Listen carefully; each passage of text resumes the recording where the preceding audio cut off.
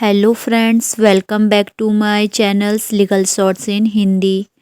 आज के इस वीडियो में हम जानेंगे भारतीय संविधान के अंतर्गत विधिक सहायता के संबंध में क्या क्या प्रोविज़न किए गए हैं। जानेंगे आर्टिकल 39A क्या कहता है और इससे लोगों को कितनी राहत मिलती है, सब कुछ जानेंगे।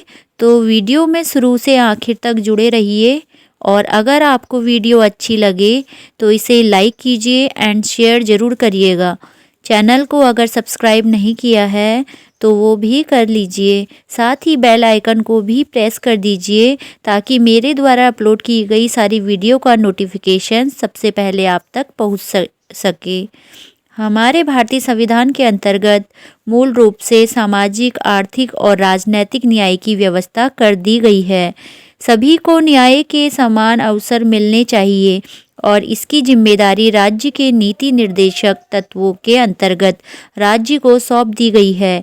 शुरुआत में समाज के कमज़ोर और गरीब वर्ग न्याय पाने से वंचित रह जाते थे क्योंकि उनके पास कानूनी सहायता प्राप्त करने के कोई साधन नहीं थे और ना धन होता था कि वो अच्छा वकील कर पाए और ना ही भारतीय संविधान में इस तरह का कोई प्रोविज़न था।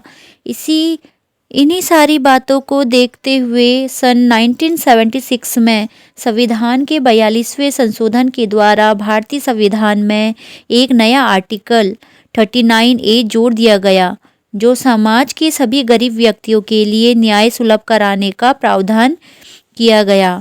आर्टिकल 39A में सामान्य न्याय से मुफ्त में विधिक सहायता उपलब्ध कराई जाने के लिए कुछ प्रोविज़न किए गए हैं, जिसमें कहा गया है कि राज्य ये सुनिश्चित करेगा कि विधिक तर्क किस तरह से काम करेगा, जिससे कि समान अवसर के आधार पर न्याय को सुलभ और आसानी से देने के लिए सुनिश्चित करने के अवसर से वंचित ना रहा जाए।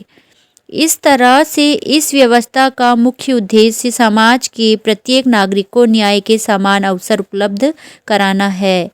इसका मुख्य उद्देश्य यही है कि समाज का कोई भी व्यक्ति केवल धन की कमी के कारण या फिर किसी और अयोग्यता के कारण न्याय से वंचित न रहे। ऐसे छाछकोट वर्सेस स्टेट ऑफ महाराष्ट्र के केस में सुप्रीम कोर्ट द्वारा ये स्पष्ट तौर पर कहा गया था कि निर्धन व्यक्ति को फ्री में लीगल एड प्रोवाइड करना राज्य का कर्तव्य है, इसे कृपा नहीं कहा जा सकता। इसी तरह से सुखदास वर्सेस संघ राज्य अरुणाचल प्रदेश के केस में कहा गया कि मुफ्त में विधिक सहायता प्रदान करना व्यक्ति का मौलिक अधिकार है। ऐसे मामलों में कोर्ट को अभियुक्त के आवेदन की प्रतीक्षा नहीं करनी चाहिए।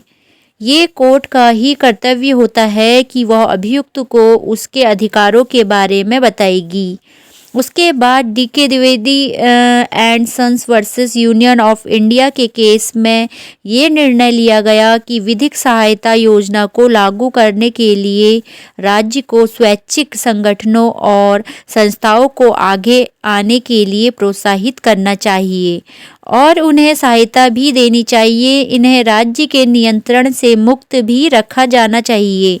इसी तरह से advocate association Bangalore versus chief minister government Karnataka Bangalore के केस में कर्नाटक हाईकोर्ट ने कहा कि राज्य का ये दायित्व है कि वो वकीलों को अभिभाषक परिषद के लिए भवन, पुस्तकालय और दूसरी सुविधाएं मुहैया कराएगा। ये भी मुफ्त में एक सहायता योजना को आगे बढ़ाने की दिशा में उठाया गया बहुत ही महत्वपूर्ण कदम होगा। इसी तरह से बदलते परिवेश में समय के साथ मुफ्त में विधिक सहायता योजना ने संविधान के आर्टिकल 21 में भी अपना स्थान बना लिया। आर्टिकल 21 नागरिकों को स्वतंत्रता का अधिकार प्रदान करता है, जिस सम्मानपूर्वक जीवन जीने का अवधारणा भी देता है। अब मुफ्त में विधिक सहायता को भी प्राण और दैहिक स्वतंत्रता के अंतर्गत शामिल कर लिया गया है। अनेक निर्णयों में ये भी कहा गया है कि प्राण और दैहिक स्वतंत्रता ऐसे व्यक्तियों को भी प्राप्त है जिनके पास कोर्ट जाने तक के साधन नहीं हैं और जो जजमेंट की कॉपी तक पाने में असमर्थ होते हैं, या फिर ऐसे व्यक्ति जो शीघ्रता विचारण या फिर मुफ्त विधिक सहायता के अभाव में सालों से जेलों में बंद हैं और जेलों में बंद होने के कारण विधि व्यवसायों से संपर्क नहीं कर पाते। इस तरह से संविधान के विधिक सहायता ने अपना महत्वपूर्ण स्थान बना लिया है। तो चलिए ये जान लेते हैं कि इसका मुख्य उद्देश्य क्या होता है। नंबर 1, निर्धन व्यक्तियों के मुफ्त में विधिक सहायता प्रदान करना। विधिक सहायता योजना के लागू करने के लिए स्वैच्छिक संगठनों और अनुदान देना, विधिक सहायता पाने के अधिकार की जानकारी देना, मामलों को शीघ्रता से विचारण करवाना, इनकी सुनवाई बंद कमरों में करवाना, इसके अलावा वकीलों को सुविधा मुहैया करवाना।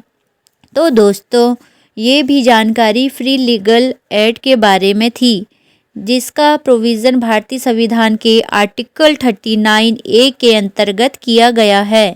होप कि आपको ये वीडियो पसंद आया होगा। अगर पसंद आए तो लाइक कीजिए, अपने फ्रेंड्स के साथ शेयर कीजिए और आपने अभी तक हमारा चैनल सब्सक्राइब नहीं किया है तो प्लीज़ सब्सक्राइब ज़रूर करें। धन्यवाद।